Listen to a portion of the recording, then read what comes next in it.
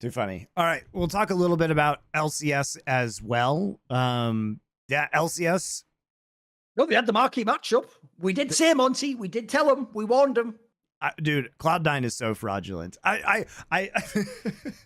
You know what's funny is on Power Spike. when I wasn't on the show last week with Dom and Yamato, I put in Cloud9 in fraud alert, and they just like hand waved it off. So I started talking to Dom about that on the last show. I don't know, man. Dom just likes Cloud9. I think it's very weird. Like I think Cloud9 is just so incredibly fraudulent, and you got to see that at play this week. Like, you know, they shouldn't have even won the game that they won in the first game of that series. They shouldn't have gotten, first off, they shouldn't have even started that Baron, but they shouldn't have even had an opportunity to start that Baron. APA obviously had a really troubling early game there. And then by the end, they like didn't take a Baron that they should have taken, and instead they decided to just like push down a top inhib turret, not take Baron, not prevent a possible soul take, and then APA TPs into the mid lane. Their entire method of winning the team fights they had won was by using Ivern brushes with Corki and Varus poke to outrange the enemy. They don't do that. They just fall into a team fight, lose it 35 minutes, and then lose the game instantly. So, I mean, I think Cloud9 just looks insanely bad, especially from a macro perspective. Like, I will say the first like 10 minutes of this game, I thought both teams played very well, but it was pretty much all down. It was basically all down. Well, I mean, it was even the lane swap scenario and Cloud9 actually, you know, answering a flash that was traded by Core JJ in the top side. You know, they were actually making really good cross map plays and like hitting flat, you know, no flash timers and everything like that to kind of trade evenly in the early game. So in that way, I do think it was pretty high level, but Berserker looks mechanically kind of bad right now. His Ash arrows were just appalling in the games that he played in this series. And then you could just watch the degradation in real time of Cloud9. And even their drafting, man, like, I don't know what Reaper's doing. Why are we picking Lulu on R5 into Ezreal, Karma, Corki? Like, the comp that Team Liquid is running is a poke composition that is intended to dominate in the bot lane. They have Maokai, Mordekaiser, Corki, Ezreal, Karma. They are going to poke and kite you. Who is Lulu supposed to use wild growth on? Who's Lulu supposed to ult? Who is Lulu supposed to polymorph? No one is diving here. To be very clear, no one is diving in this composition.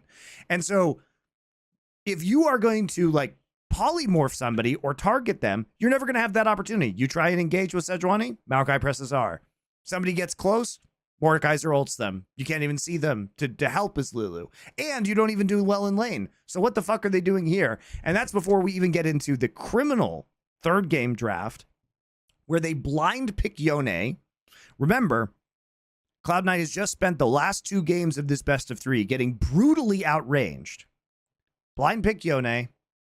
They have a top side of Sejuani, Renekton, Yone, which is strong if you think about the ganks, but you have to snowball hugely to get side lane leads in order for this to work. And then how did they round out this beautiful draft? Oh yeah, Lucian, Nami. And they're playing into Corki Ezreal again. Literally all Umti has to do on Maokai is press R on any engage. They see Sejuani ult come in, press R. Okay, well now they can't Nami ult. There's no way to play this game. When everyone got hyped that Thanatos was coming, we pointed out this doesn't fix any of the shot calling and macro, though. In fact, I'd even argue, look, Fudge was pretty bad, but I don't think Thanatos is worse, but he didn't add what you were lacking. He just added stronger laning. The problem with that guy right there is, bro, he looks like he doesn't have any fucking comms. Like, he can get kills. He's a strong player. He has hands. He's actually like an impressive prospect, but what's it adding to the team?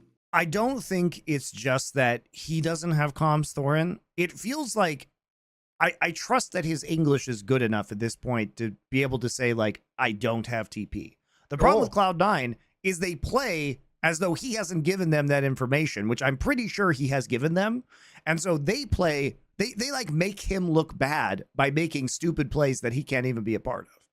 Like, I think Cloud9 is going to get, I think Cloud9 is just going to get rinsed at Worlds. Like, this is not a good team. Here's my problem. Here's my problem. Do you want to know why the LCS will never fuck with LEC? Because you know who your GOAT is in the LCS of jungle? It's Blabber. Do you know who Europe's GOAT is? Jankos. right? Do you know the difference in comms, smarts, and macro? Because here's the problem with Blabber. Still I'm going to call same someone out now. spear skill shot accuracy. I'm gonna call someone out on this, which is, to me, Blabber, his whole career has just been hands, and then if he's hyphy, he's got like kind of like a ballsy like mind for when to go and do a gank, and he can pull it off. But the way I know there's no shot calling is, bro, you have to usually in League get shot calling from support or jungle. Do you remember the last team Vulcan was on, Monty? That had no fucking shot calling too. FlyQuest. What's going on, bro? Does jungle and support? Is it no wonder Core JJ? This is like his playground. He's just at the fucking kids' table, wrecking everyone. Like, no wonder, because he's a fucking genius. Who, by the way, was described by LCS players and coaches as Picasso because he was so genius what he could do. Meanwhile, Vulcan's like, want to get poutine? Like, what does he add to the game aside from hands? He's got hands. He's always had hands, but what's he adding? Bro, fucking talk. You can speak English, sort of. I know you'd rather speak French, but, you know, you can speak English. It's all good. I just think, you know, I had hopes, Thorin, that Cloud9 would improve in terms of their teamwork after a 3-fucking-week break. I thought, well, you know, Thanatos got dropped in. He had to get used to America, you know, maybe get used to a little bit of English, get used to the way the team worked. So I said, all right, 3-week break, maybe this team will be good now. Nope, they're not. Like, this team is incredibly overrated. Incredibly overrated.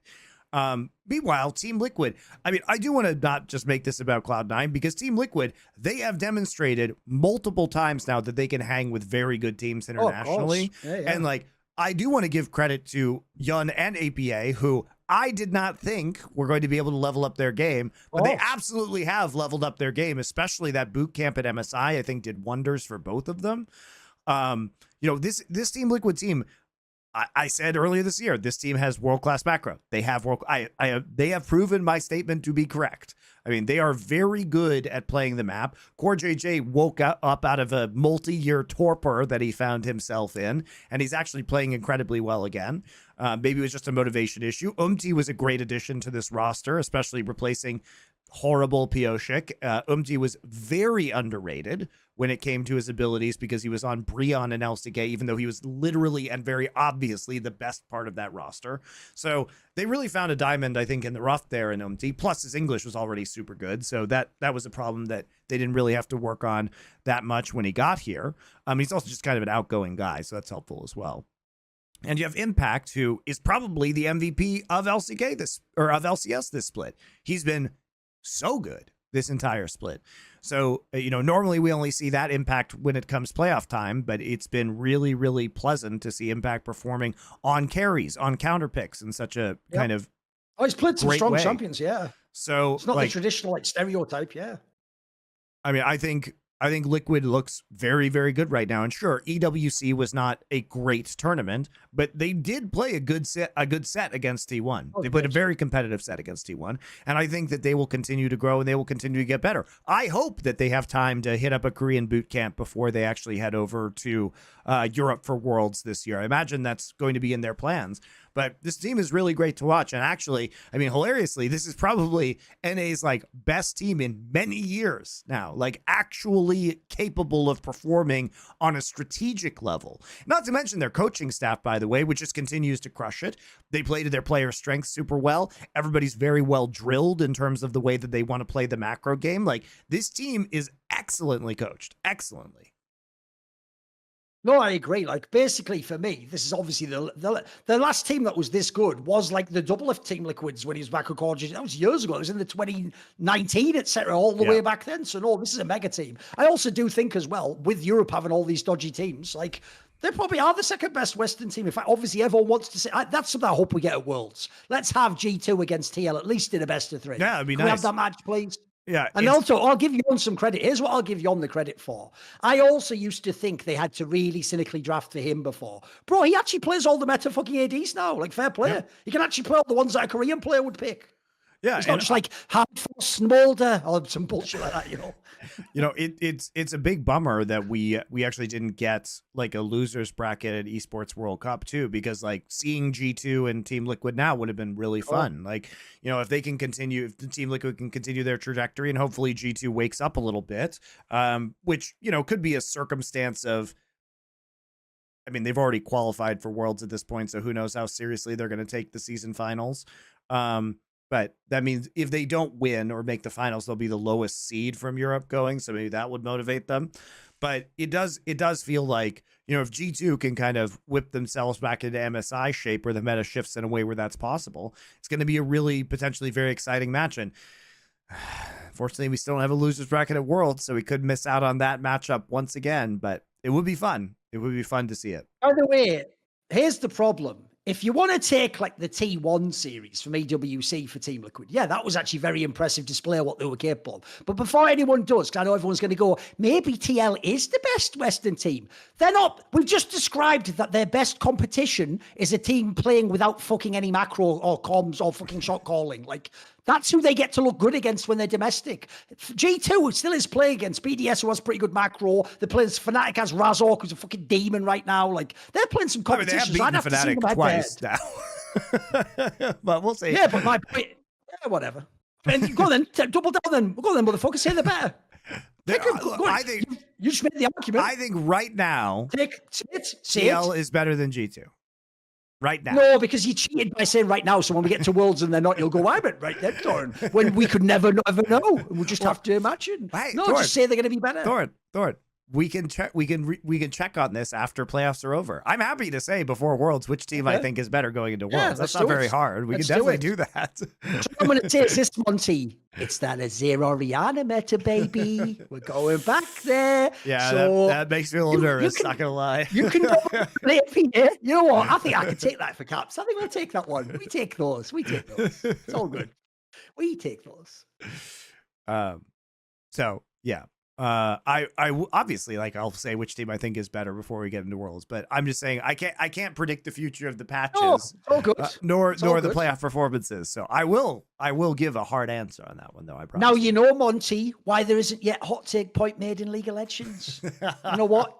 You have to rebuild a different, sterner stuff to be on that show, my friend, Because if you don't know, by the way, you just have to tag Infinite Abuse if you do that show, basically. Like, I'm okay, I don't read the replies, but God bless Casada Mousesnake. I can't even imagine what it must be like. That's part of the fun of the show, though. People love that shit. And by the way, I absolutely would do that if I was on that. If I was on that show for League of Legends, sure. It's fun to do those kind of predictions. And we actually do need a show like that. Maybe I will think about it if it's possible. We'll see. I think it would be a fun show for League for sure. Yeah, not this year, guys. Maybe for next year. Maybe for Worlds. We'll see. We'll see. Maybe we'll sneak a couple of those in at Worlds. But yeah, that'll be interesting. But anyway, yeah. Look, I think Cloud9 is super fraudulent. I'm not too impressed with FlyQuest right now either. They still are a little bit ropey, and then everybody else is just a bum. So, Cloud9 is fortunate that basically a good chunk of this league is just fucking terrible. Think about last week. Think about the trash we talked on Dignitas.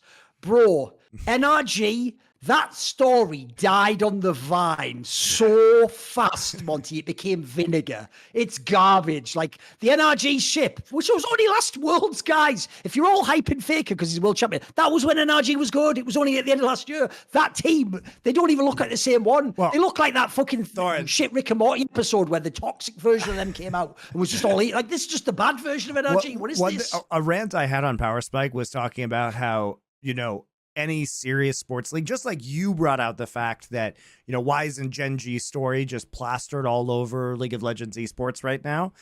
My question was, if 100 Thieves finished second in the regular season and Quid was the MVP, why is nobody talking about the massive fall off from 100 Thieves and how completely horrible they look and what happened to this MVP? Because in any real sport, that would be a subject of conversation. Here's another one for you. Why isn't anybody being like, why is NRG dog shit? Remember, all of you NA pissants were the ones who were talking last year after they beat G2 and being like, G2 sucks, NRG's the best. They made playoffs at Worlds. They're going to be in the quarterfinals, despite that they're obviously like fucking fraudulent Swiss stage record, especially compared to teams like KT. That's why Swiss sucks, guys. That's why Swiss sucks. Where like G2 has one off day despite having a much harder schedule, despite of actually beating one of the teams that was in the World Finals. But yeah, of course, NRG is great. So why isn't everyone talking about how 4 of the members of NRG remained the same and now suddenly they're this bad? Shouldn't that be like a main focus of conversation within the league? How could that happen? Everybody was so sure they were going to be good. It's not like people like me were saying, wow, it's amazing. Contracts had literally the best day of his entire life, and like the odds of that happening again are basically 0. One of those moments where you wonder, like, am I the only one watching League? Like, wait a minute, you guys are doubling down that contracts in Dorkler just like Western Goats. Like, the fuck? What the fuck? It's like, what? That's just such a guy. Because that's the thing I agree with, Monty. It's not even that they're just playing bad as a team. Bro, the best players are nowhere near as good. Like, where's Paula Fox? That guy, by the way, Wolves was having some really good games. He was having some fucking sick, like, engages. He was, like, so decisive with who to kill, who to target. He's had some fucking trash games this split.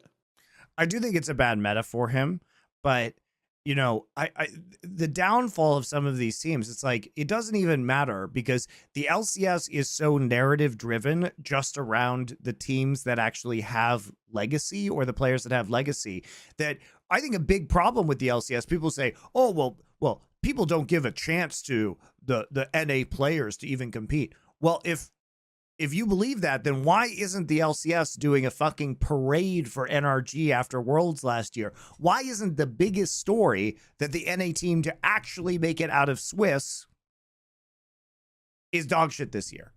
Where's that narrative? I mean, there's no backlash within the LCS. It doesn't even make it feel like a real sport, guys, because the MVP can be absolutely terrible compared to last split. He wasn't the MVP last split, by the way. It was inspired, but of course, you know, he randomly got it.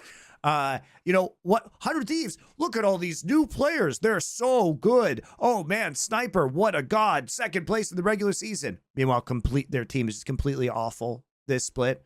But we're not going to focus on that narrative, even though any sane traditional sport would be. You think if a New York sports team had this fall from grace, that the New York press wouldn't be all over them like flies on shit? Of course, it would be the only thing anybody would ever talk about. The only thing anybody would ever talk about. And this is completely gone from the narrative. I'll just be petty again, Monty. You know when people would do that thing to you, they did for like a solid 5 to 10 years, where they would go, Monty, it is just your bias showing. If the same play happened in LCK with the nameplates off, you would say the same plays are not happening, dumb fuck. NRG would be 10th place in the fucking LCK. Like, I'm not even joking. There are bombs like Breon could get wins off this team. What are you talking about? Like, absolutely. Super bad. I mean, 100 Thieves and NRG would absolutely be 10th place in the LCK. Not even a hot take. I think Team Liquid would actually be better than a lot of the teams in the LCK at this point in time. They definitely be a playoff team. The best team or something. Yeah, they definitely be a playoff team. So I mean, that says a lot, but it is wild. Also, by the way, again, question for NA teams: how did Team Liquid manage to get this internationally competitive despite all of you guys being fucking bums and them not even really having super famous like carry players on this roster? How did that happen? Weird, right? Weird.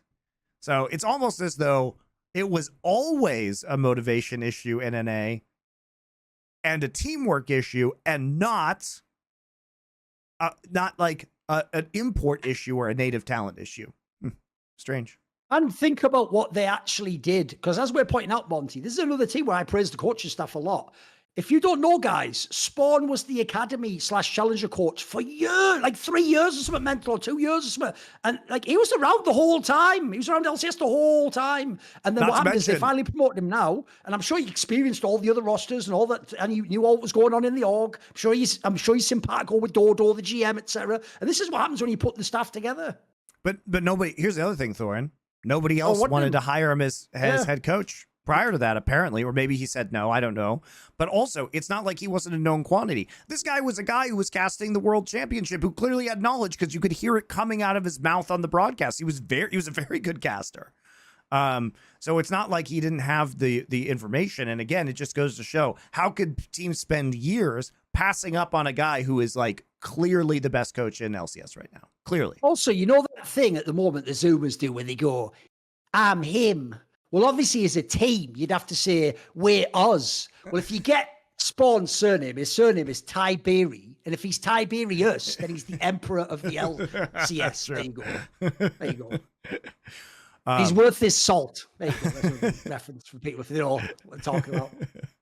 If basically Gladiator 2 just is fucking Spawn running the LCS.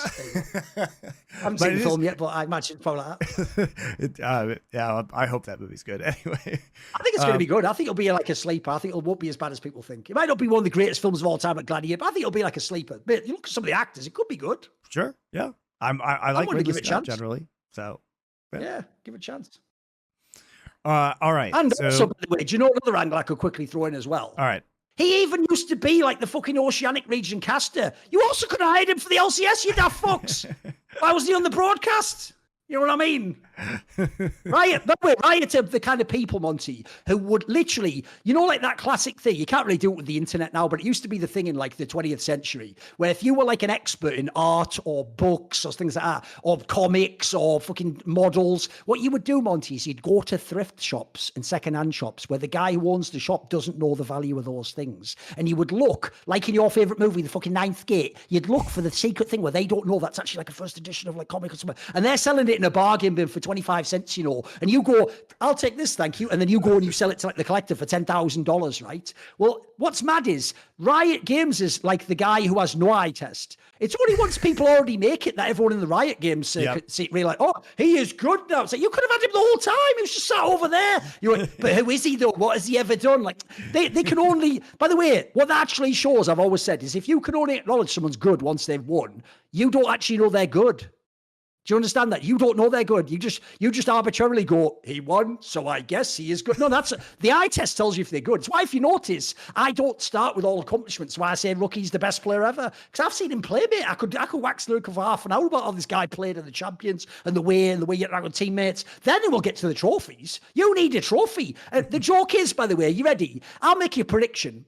If in 3 years Chovy does what I just said could happen, and he starts racking up worlds, MSI and more LCK, and he has these amazing splits, eventually they'll all turn, Monty, and like they do now where the Zoomer does think like Patrick Mahomes is the best player ever, they'll start calling him the GOAT or saying he's the best ever, and they'll go, fake it. That was years ago. And the joke is, it'll never be the eye test that ever tipped him off. It was that he just essentially was like, oh, excuse me, can I just check these like 15 trophies on the plane as well? Like, that's the only reason you even know the guy's good. Like, you got to actually use your eyes, boys. Use your eyes. This is basically League of Legends circuit is eyes wide shut. I mean, in many ways it is, but enough about that. Enough about that. See more cool, funny, interesting clips based on topics from my content? Well, subscribe to this channel then, or, you know, be a pleb and don't.